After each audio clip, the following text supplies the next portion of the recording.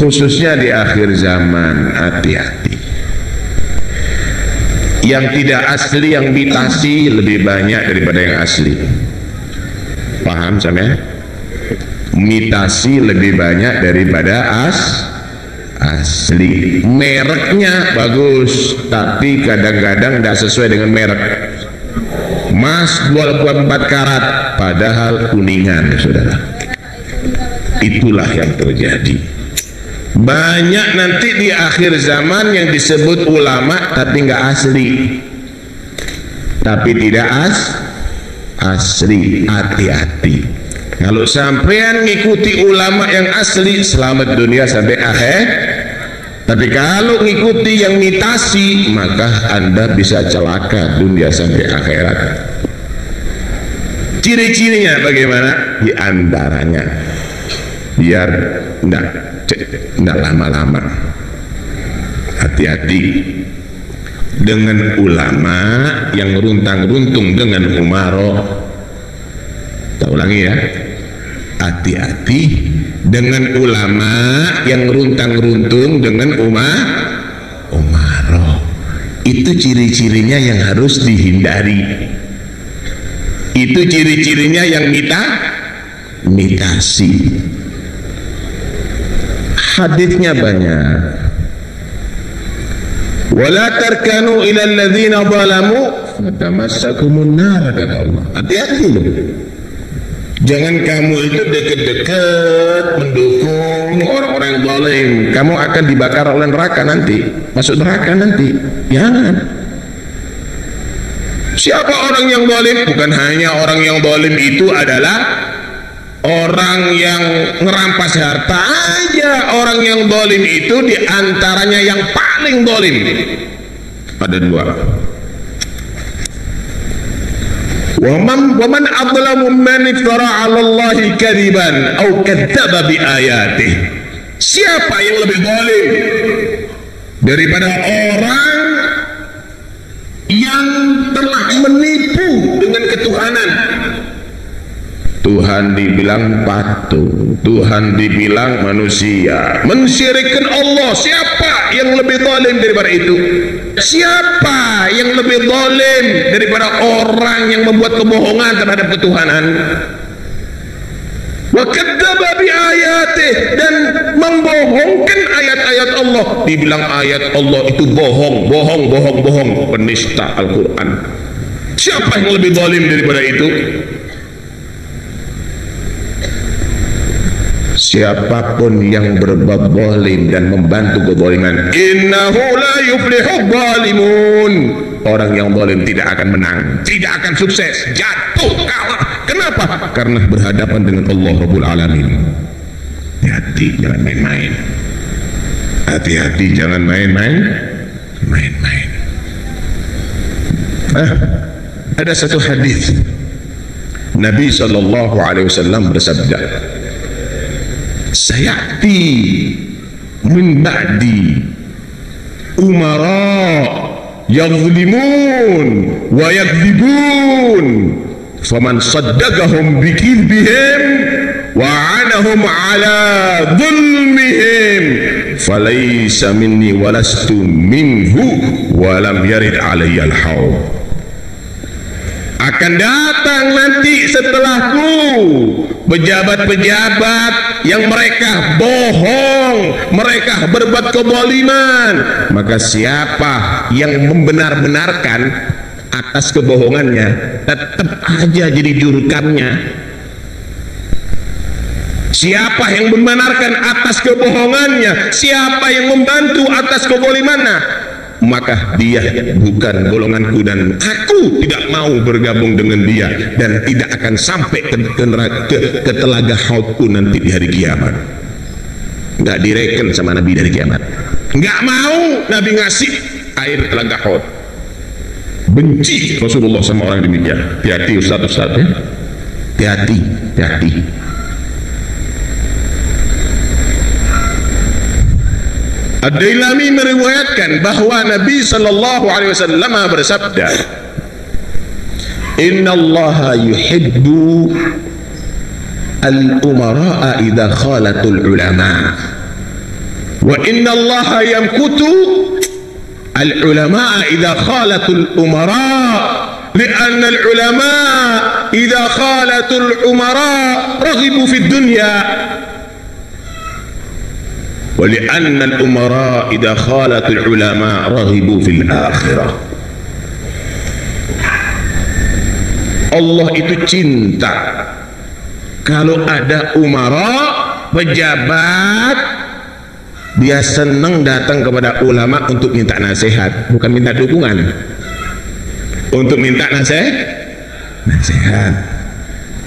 Dan Allah itu benci kepada ulama jika dia berkumpul dengan umara untuk menjadi penjilat.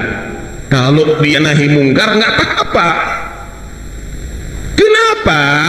Karena ulama kalau kumpulannya umara cinta dunia, urusannya duniawi. Umara kalau cinta ulama, insya Allah cinta akhirat. Mau jadi apa kalau kepada ulama? Nasihat, bimbingan, ibadah, begitu.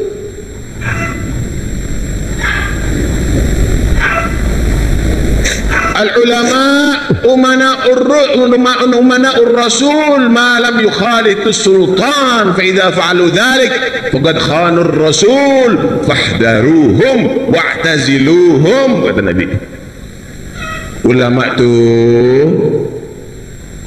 adalah pembawa amanat Rasulullah, ilmunya Nabi, syariatnya Nabi dibawa oleh ulama, tapi dengan catatan bukan bergaul terus dengan umara, runtang-runtung terus dengan umara. Kalau melakukan itu berarti sudah menjadi pengkhianat Rasulullah. Hati-hati dengan yang mitasi model begini. I'taziluhum, hindari mereka, kata Nabi SAW. Paham, Pak? Muhammad bin Salamah pernah berkata begini, ad-dubabu alal adra ahab ilayya min qari'in ala abwabis sultan.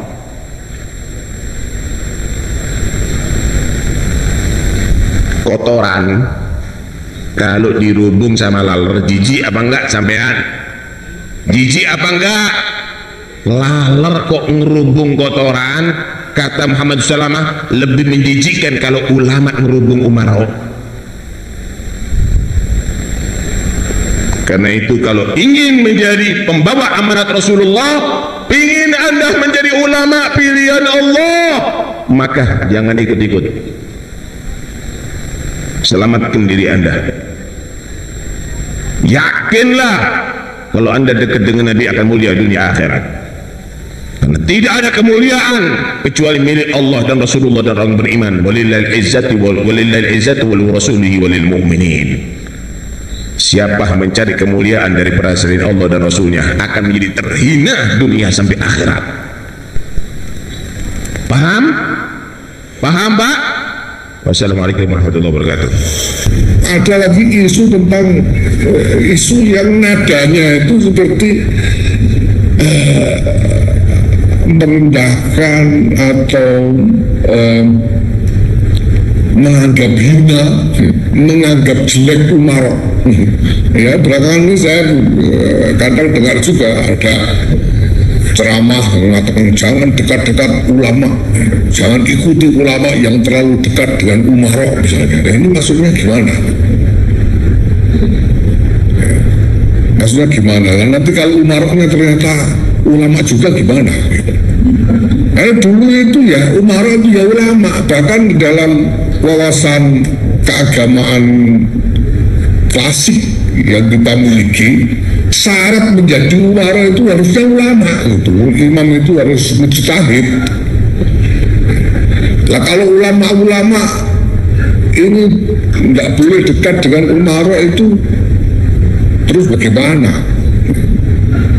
Ya, justru diperlukan peran ulama khususnya dalam konteks Indonesia ini, peran ulama untuk menjembatani antara masyarakat, rakyat warga masyarakat itu dengan umarok. Yang tidak boleh itu kan kalau ada sultan zolim, lalu ada ulama yang datang kepada sultan zolim itu untuk kepentingan pribadinya sendiri, itu yang tidak bagus ya. Tapi Nahdlatul Ulama ini jamaiyah, ini bukan pribadi-pribadi, jamaiyah. Kita punya tanggung jawab riayah kepada umat ya. Jadi nanti dikampanyekan kiai-kiai itu tidak boleh diikuti karena dekat dengan umarok. Gimana ceritanya ini? Ini tidak benar sama sekali. Bahkan Nahdlatul Ulama dan ulama-ulamanya berkewajiban untuk tidak jauh-jauh baik dengan umarok maupun dengan ro'iyah, karena dua-duanya merupakan bagian atau lingkup dari tanggung jawab ulama untuk mengasuh masyarakat secara keseluruhan. Nah, ini penting ditegaskan ya. Jadi omongan yang mengatakan ulama yang dekat-dekat dengan umarok harus dijauhi itu tidak bisa diterima ya. Nanti dipali dalam salam saya kepada Dr. Taufik Asyikaf ya. Jadi tidak bisa begitu itu. Nah kalau sekarang NU tidak boleh dekat-dekat umarok, gimana ini? Ada urusan rakyat harus dikomunikasikan dengan pemerintah. Kita tidak boleh dekat-dekat. Kalau dekat-dekat tidak boleh diikuti, gimana ceritanya? Nah kalau kepengen dekat juga yang lain, mari saya antarkan, tidak apa-apa. Apa dengan kopi hitam? Haram? Enggak. Apakah makruh? Tidak. Bahkan mungkin ada riwayat Nabi pernah pakai kopi hitam. Tapi kenapa beliau tidak mau ada yang hadir kepada beliau menggunakan kopi hitam? Kalau kita lihat, karena kopi hitam sudah menjadi simbol satu kelompok yang di luar ahli sunnah wal jamaah. Masyhur di sini kata ulama itu ada dua. Satu, memakai baju kebesaran untuk sombong-sombongan, itu dinamakan saubu syuhrah. Yang kedua, memakai kalau Mbah Mun itu santrinya nggak boleh pakai baju putih, haram kata beliau. Kata beliau, dong kaji ini desa-desa nganti adol Tegal, adol sawah, buat saya ini kedul 5.000. Ngarano atine wong dosa apa haram? Dosa, Mbak. Lah ya iku dosa, mane haram. Ada apa dengan kopi hitam? Haram? Enggak. Apakah makruh? Tidak. Bahkan mungkin ada riwayat Nabi pernah pakai kopi hitam. Tapi kenapa beliau tidak mau ada yang hadir kepada beliau menggunakan kopi hitam? Kalau kita lihat, karena kopi hitam sudah menjadi simbol satu kelompok yang di luar ahli sunnah wal jamaah. Kita tahu bersama untuk menjaga akidah, bahkan simbol-simbol mereka pun gak mau dilakukan oleh para pencintanya. Kopi itu sebagai simbol orang yang di luar ahli sunnah, maka beliau tidak mau hal itu ada. Untuk menjaga akidah sedemikian hebat beliau tadi itu menjaga akidah untuk supaya kita selalu dalam akidah para salaf. Ya, masalah memakai kopiah hitam itu sesungguhnya kopiah hitam itu dulu datangnya dari Afghanistan dan Kashmir, masuk ke Indonesia, lalu setelah masuk ke Indonesia dijadikan oleh rakyat Indonesia sebagai budaya memakai kopiah hitam. Dimulai dari pejabat tinggi sampai rakyat biasa memakai pakaian hitam. Simbol pertamanya itu di tahun 1921 itu Bung Karno saat mengadakan pertemuan dengan pejabat Belanda yang bernama Jong Java. Itu Bung Karno ingin membuat beda dengan orang-orang Belanda, dengan tokoh Belanda. Kalau orang Belanda itu pakai peci, pakai topi, Bung Karno pakai peci saking bencinya kepada orang Belanda, begitu. Sehingga sampai pejabat-pejabat resmi negara sekarang ya pakai peci hitam, ulama-ulama besar NU, pejuang Ahlus Sunnah wal Jamaah juga pakai peci hitam begitu. Jadi kalau ada yang mengatakan peci hitam itu pakaiannya orang ahli maksiat, hati-hati. Jangan sampai itu menganggap ahli maksiat kepada pejuang kemerdekaan Republik Indonesia dan para ulama NU pembela Ahlus Sunnah wal Jamaah. Tolong hati-hati. Bahkan ada sebuah hadis yang mengatakan, ini hadisnya hasan, man labisa thawba syuhratin fid dunya albasahu Allahu thawba mazallatin yaumal qiyamah summa alhaba fihi nara. Barang siapa yang memakai baju syuhrah di dunia, maka Allah akan memakaikan baju kehinaan di hari kiamat, lalu Allah lemparkan dia ke dalam api neraka. Apa yang dimaksud saub syuhra di sini? Kata ulama itu ada dua. Satu, memakai baju kebesaran untuk sombong-sombongan, itu dinamakan saub syuhrah.